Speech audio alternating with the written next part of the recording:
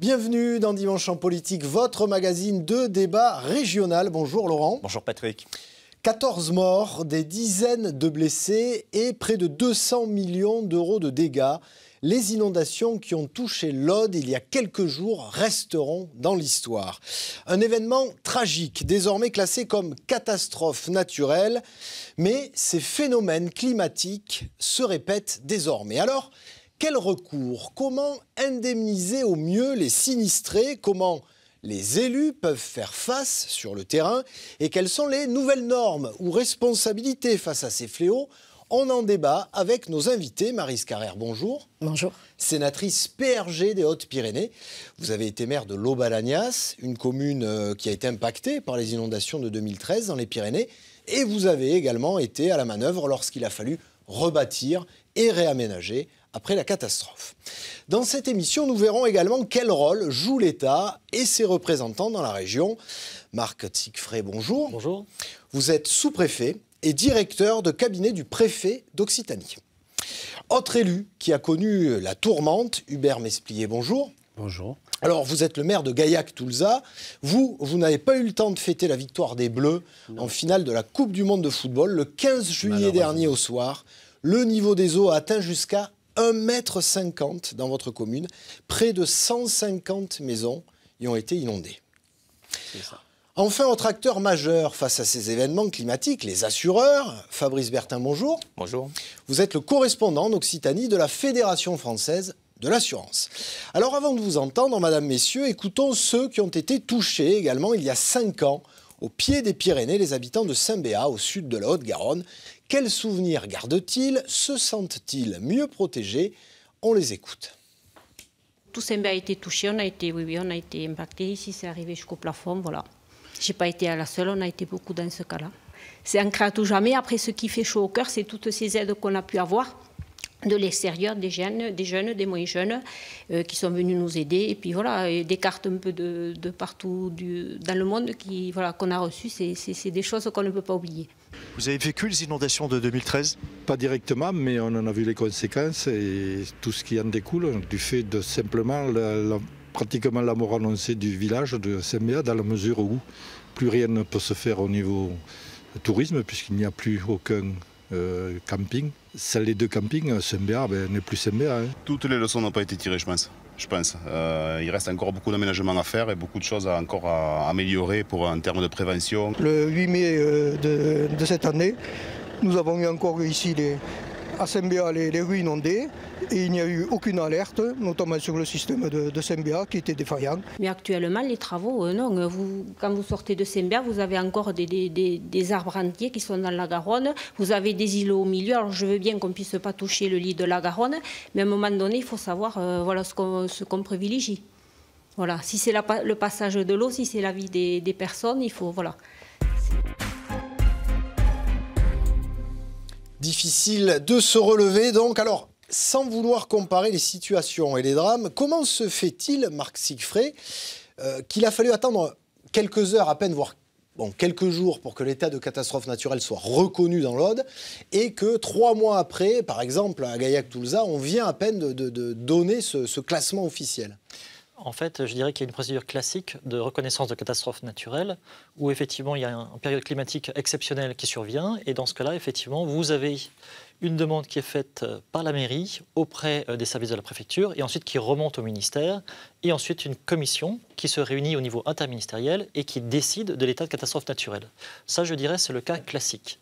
Et ensuite, lorsque vous avez des événements tout à fait exceptionnels, et c'est le cas qui s'est passé bien sûr dans l'Aude, dans ce cas, vous avez une procédure dérogatoire où il peut y avoir une décision immédiate décidée par le Premier ministre où il y a une décision directement de publier au journal officiel l'état de catastrophe naturelle. Qu'est-ce qui enclenche cette procédure exorbitante?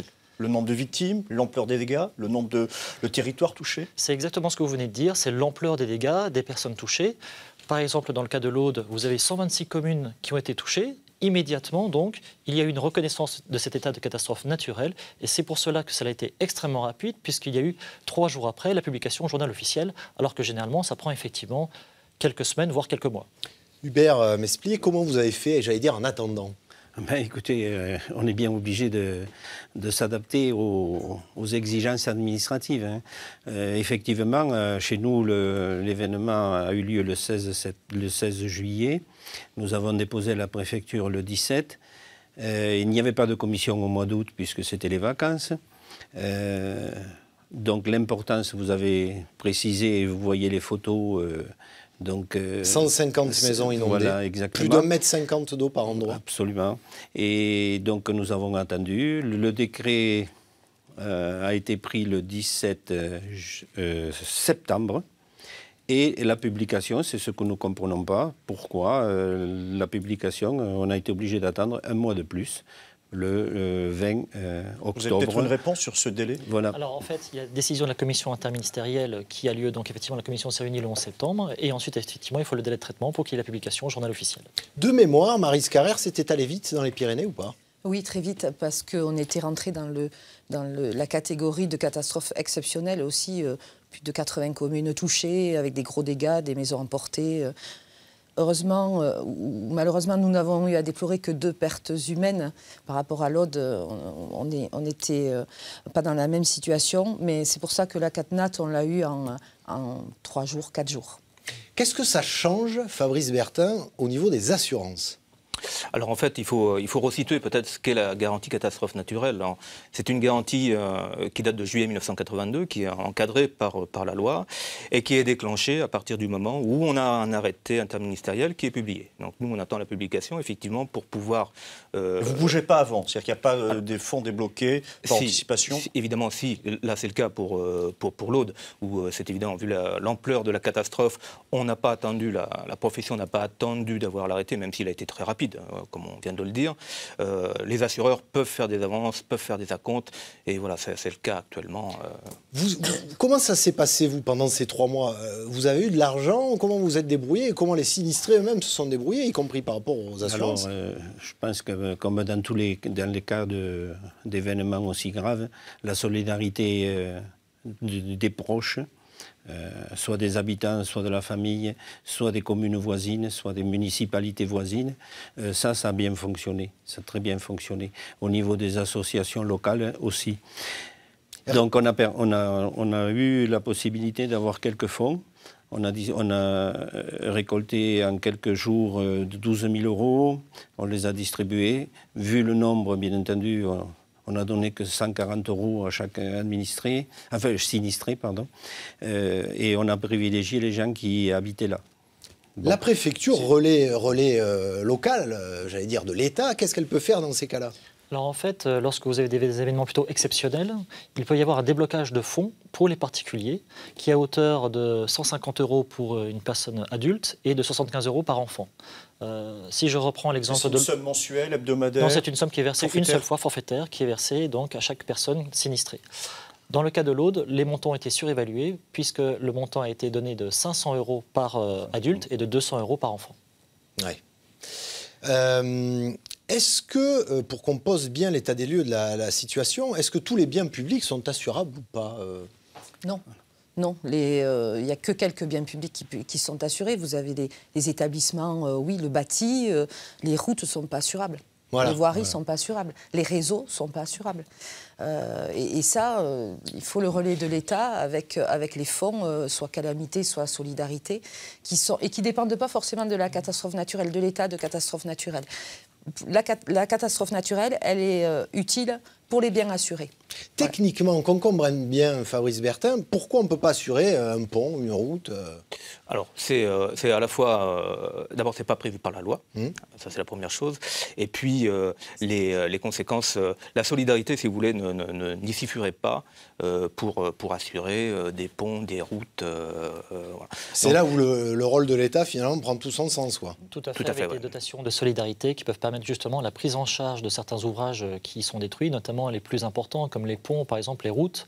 Évidemment, ces dotations de solidarité peuvent permettre de soulager l'effort de reconstruction qui, parfois, peut s'avérer extrêmement lourd, notamment pour des communes. Et est-ce qu'il y a une égalité entre les sinistrés? Est-ce que le fait qu'il y ait un élu plus important, un ancien ministre, qui ait ses entrées à Paris, est-ce que ça accélère le mouvement ou pas? Non, ce qu'on regarde, bien entendu, c'est l'état de l'ouvrage, dans quel état il est, et ensuite on regarde quel est le montant à verser. Évidemment, on regarde si les montants sont importants. Si une entrée directe à Matignon, à l'Élysée, ça ne va pas forcément plus vite. Ce qu'on regarde, c'est naturellement le service que l'on peut rendre aux populations avec la reconstruction de cet ouvrage. Alors on se souvient notamment, on l'a vu encore dans le journal cette semaine par rapport à l'autre, notamment on pense au maire de Laderne sur Loquet qui lui se retrouve avec 200 000 € par exemple de réparation sur son pont à l'entrée même du village. Ça, c'est des cas de situation que vous connaissez là actuellement? Oui, absolument. Au niveau de la voirie, par exemple, pour la commune de Gaillac-Toulouse, je pense que c'est pareil pour Caujac, la commune qui a été touchée et voisine, comme pour Gardouche. Les dégâts sont importants. Pour nous, c'est 250 000 €. Effectivement, on a fait appel au fonds de solidarité qui est prévu. Bon, nous attendons, bien entendu, comment ça s'appelle, le récépissé de dépôt pour commencer à enclencher... Et tout sera couvert, les 250 000 € peuvent être... On ne sait pas, mais de toute façon, nous ne pouvons pas commencer les travaux tant que nous n'avons pas l'accusé de réception du dossier. Le dossier qui est parti, bien entendu, dans le délai de 2 mois après... Vous l'avez bien reçu, au moins, rassurez-nous. Oui, alors... Il est sur votre bureau. Oui, si on peut aider. Si on peut aider. Alors, ce que je voulais dire, c'est qu'effectivement, il y a un apport très substantiel qui peut être apporté, évidemment, par l'État en fonction des catastrophes. Normalement, la collectivité apporte à chaque fois un montant minimum qui est de 20%. Mais dans certains cas exceptionnels, il peut arriver que ce soit parfois 100%. C'est ce qui est prévu d'ailleurs pour l'Odo. Alors on l'a vu, c'est pas simple administrativement. Alors on se rappelle, Maryse Carrère, que François Hollande était arrivé très vite dans les Pyrénées lors des inondations de 2013. Et on se souvient aussi de Michel Pellieu, le président du département, qui avait dit « Écoutez, moi les règlements, c'est bien gentil, mais s'il faut aller plus vite pour réparer, on va le faire. » Alors qu'est-ce qu'il a fait? Il a réussi à passer par-delà les règlements pour aller plus vite, ou comment vous êtes débrouillé à l'époque? Déjà, il s'est beaucoup battu. Oui. Quand on parlait tout à l'heure de si une personne est influente ou pas. On sait que ça joue. On rappelle le nombre de bons, on sait que ça joue. C'est pas forcément en termes d'influence, c'est surtout en termes d'acharnement et de savoir-faire. Il faut marquer oui. Alors c'est vrai que quand on parle de fonds calamité ou fonds solidarité, il y a des différences de taux de subvention en fonction de la richesse de la commune ou de la collectivité concernée. Michel Pellieu, lui, quand il a entendu qu'une circulaire allait figer la participation de l'État dans le fonds calamité pour rembourser les dégâts causés à la voirie départementale et aux ouvrages départementaux. Des dégâts gigantesques dans les Pyrénées. C'était 120 millions d'euros de dégâts publics uniquement. Il a dit, moi, 35%, ça ne me satisfait pas. Et il s'est battu pied à pied, et j'étais témoin parce que je travaillais à ses côtés à ce moment-là. Il s'est battu, il a parcouru les cabinets ministériels, il est allé jusqu'à l'Élysée voir François Hollande, lui rappeler ses engagements, lui dire, rappelez-vous quand vous êtes venu, vous avez dit... Le conseil départemental fera, l'État paiera. Donc il lui a rappelé ça et c'est vrai qu'on est monté à des taux de subvention dérogatoires, un peu exceptionnels, tant pour le conseil départemental que pour les communes et les syndicats qui avaient en charge ces travaux. Alors, retour sur la visite d'Emmanuel Macron dans l'Aude ce lundi. Il a annoncé la création d'un fonds de 80 millions d'euros.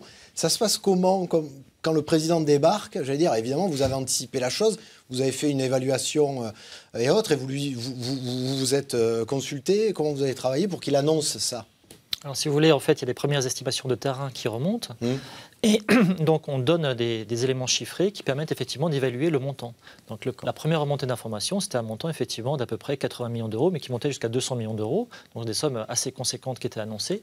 Et donc, la décision du président de la République a été effectivement de faire un fonds de roulement pour permettre justement de ne pas bloquer les travaux lorsque les travaux peuvent être déjà réalisés. On entend, ça ne suffira pas 80 millions.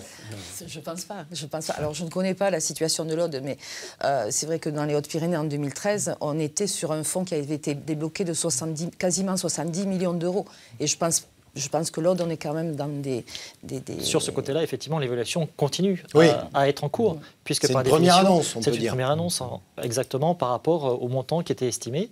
Et puis ensuite, il faudra effectivement avoir affiner plus le montant réel de l'ensemble des travaux qui doivent être réalisés. Et ça prendra bien sûr du temps. Alors, on va voir que les travaux, justement, ne sont pas finis dans les Hautes-Pyrénées, notamment 5 ans après les inondations. Les infrastructures sont encore aménagées. Nous sommes allés nous en rendre compte dans le secteur de Luz-Saint-Sauveur. Reportage signé Geoffrey Berg et Jack Levé. À Luz-Saint-Sauveur, la dernière phase des travaux, suite aux crues de 2013, a débuté sur le cours d'eau de l'Ise. Le but, élargir les berges et créer des plages de dépôt pour empêcher de nouveaux débordements. Il y a 5 ans, les inondations avaient causé d'énormes dégâts dans les Hautes-Pyrénées, à Luz, mais aussi à Lourdes et à Barège notamment. Après 4 ans de réparation, la commune de Luz s'attaque maintenant à la prévention. L'idée, c'est de permettre au torrent, dès qu'il le peut, de décharger ses matériaux, parce que ce qu'il faut savoir, c'est que quand on parle d'inondation, il y a essentiellement dans les crues de l'eau, mais beaucoup de matériaux qui sont justement issus de l'érosion. Il y a des plages de dépôt qui sont créées de manière à permettre à ces matériaux de déposer simplement par le fait d'un ralentissement, donc c'est les endroits où il y a moins de pente, et les matériaux qui se déposent juste avant de passer, notamment les ouvrages. Contrairement aux travaux de réparation, pour lesquels l'État a rapidement débloqué des fonds, ces travaux de prévention ont mis 5 ans à voir le jour. Un problème récurrent pour les collectivités. C'est lié au délai des études, des autorisations réglementaires. Et donc, c'est vrai que c'est des délais assez importants. Donc, pour arriver du point de départ de la décision des travaux aux travaux, on compte entre 4 et 5 ans, dans le meilleur des cas. La commune a de nouveau été touchée par les inondations en mai dernier.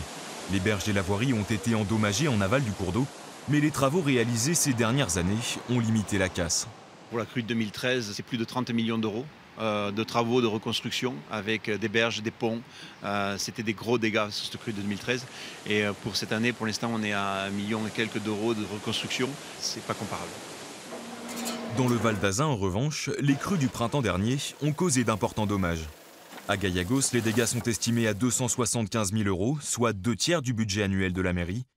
5 mois plus tard, et malgré l'arrêté de catastrophe naturelle, la commune attend toujours d'être indemnisée par l'État. L'hiver arrive et dans l'état actuel des voiries, on ne peut pas faire passer un chasse-neige, quoi. Donc tant pis, on a commencé des travaux, mais on a commencé ces travaux pas dans un état d'esprit de refaire les choses correctement, quoi, vu qu'on n'a pas de réponse significative et concrète surtout de l'État, quoi.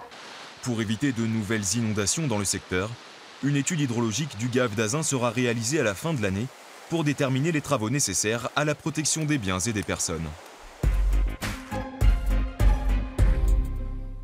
Est-ce que, comme cet adjoint au maire de Gayagos qu'on vient de voir, Hubert Mesplier, vous vous dites, moi il y a des travaux, il va bien falloir que je me débrouille pour les faire? Oui, on a commencé à se débrouiller justement en faisant appel aux collectivités, à la métropole, au conseil départemental, au syndicat de l'eau, enfin tous ceux qui ont des engins, puisque dans ces périodes, bien entendu, on ne trouve pas d'engins pour pouvoir dégager. Donc, à côté de la solidarité des agriculteurs ou autres, on arrive à faire face, mais c'est épisodique.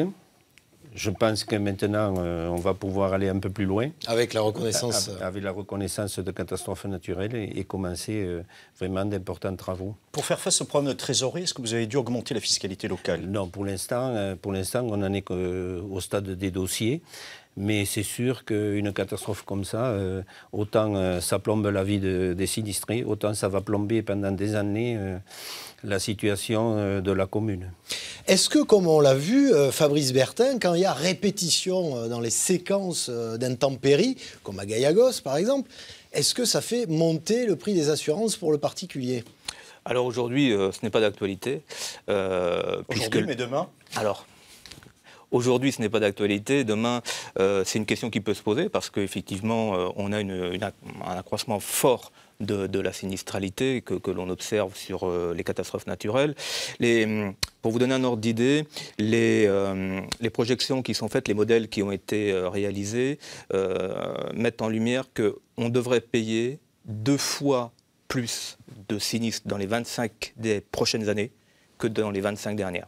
Donc ça va forcément se répercuter sur les assurances que tout un chacun. Donc aujourd'hui, si vous voulez, le système des catastrophes naturelles est un système qui fonctionne bien, qui est un système équilibré, mais très clairement, c'est un sujet d'attention. Est-ce que l'État, entre guillemets, fait des réserves? Non, il ne fait pas de réserve. Par contre, il constate qu'effectivement, la sinistralité augmente. Pour vous donner un simple chiffre, aujourd'hui en Haute-Garonne, on a aujourd'hui 200 demandes de catastrophes naturelles, alors que l'année dernière, nous en avions pour la même période 120. Donc effectivement, on constate qu'il y a une augmentation des sinistralités. Après, il faut regarder dans le détail, parce que vous avez des petites sinistralités qui concernent 1 ou 2 communes, et d'autres qui sont évidemment beaucoup plus importantes et majeures. Et dans ce cas-là, effectivement, le coût s'envole.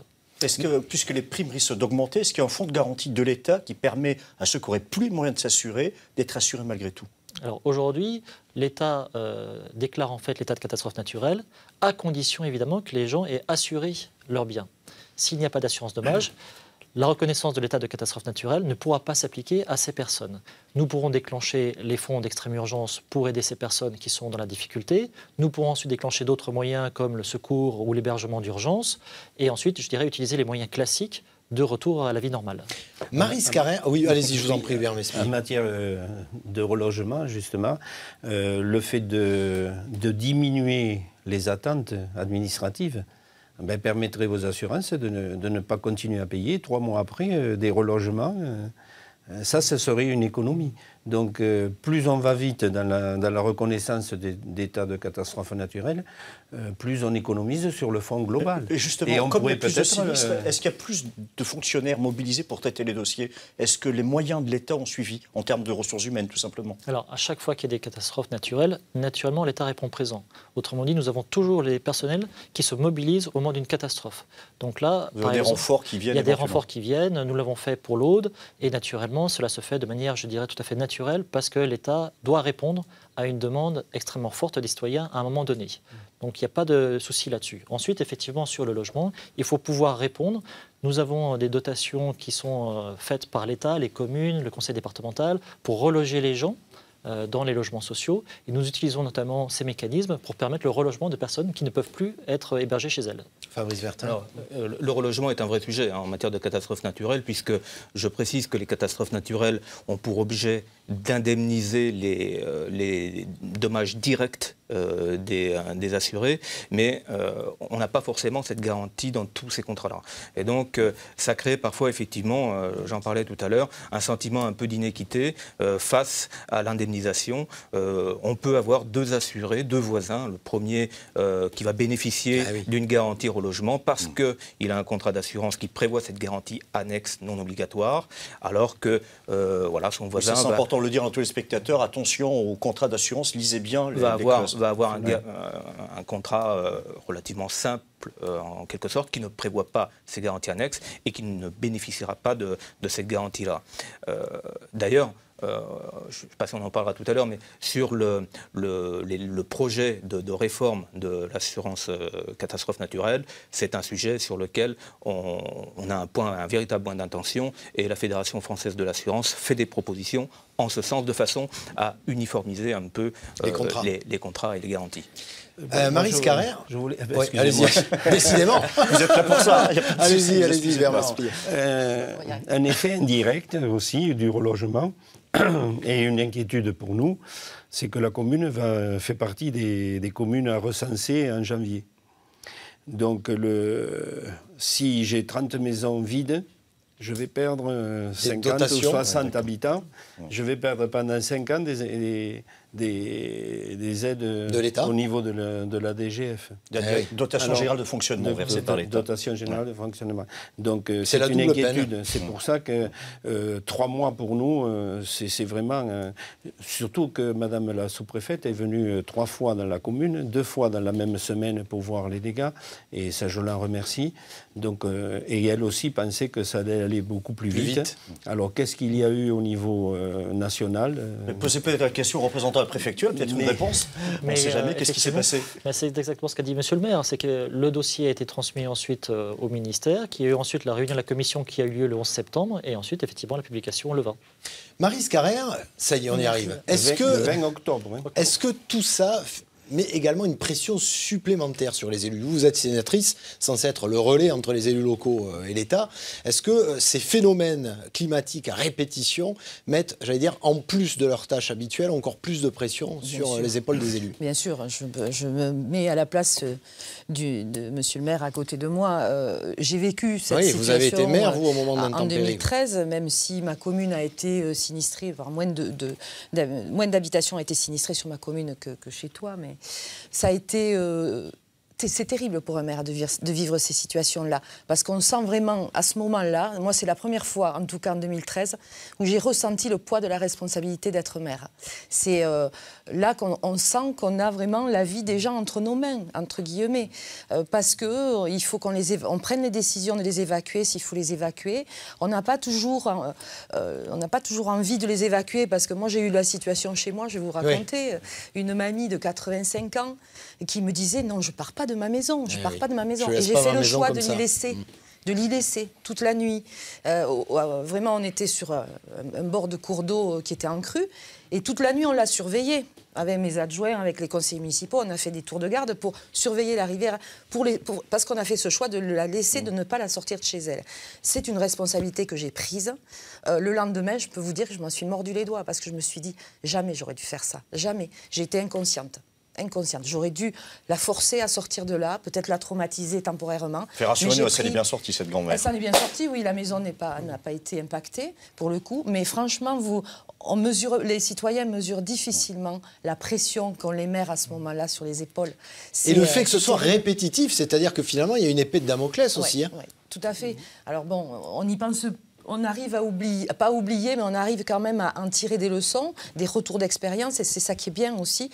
Moi, je vois quelques années après, avec tout ce qu'on a pu faire sur le territoire, on arrive à tirer des analyses et à faire aussi des travaux qui font qu'on améliore aussi les situations, et on a quand même un peu moins de danger à l'immédiat. En tirer des leçons, ce type de phénomène répétitif, c'est toujours des retours d'expérience pour vous, représentants de l'État. Ça vous permet d'avancer, j'allais dire, à la fois pour accélérer les procédures, mais pour l'ensemble. Tout à fait. En fait, on n'a pas beaucoup parlé encore de la prévention. La prévention, c'est, je dirais, un aspect majeur, justement, pour éviter des catastrophes vis-à-vis des biens et des personnes.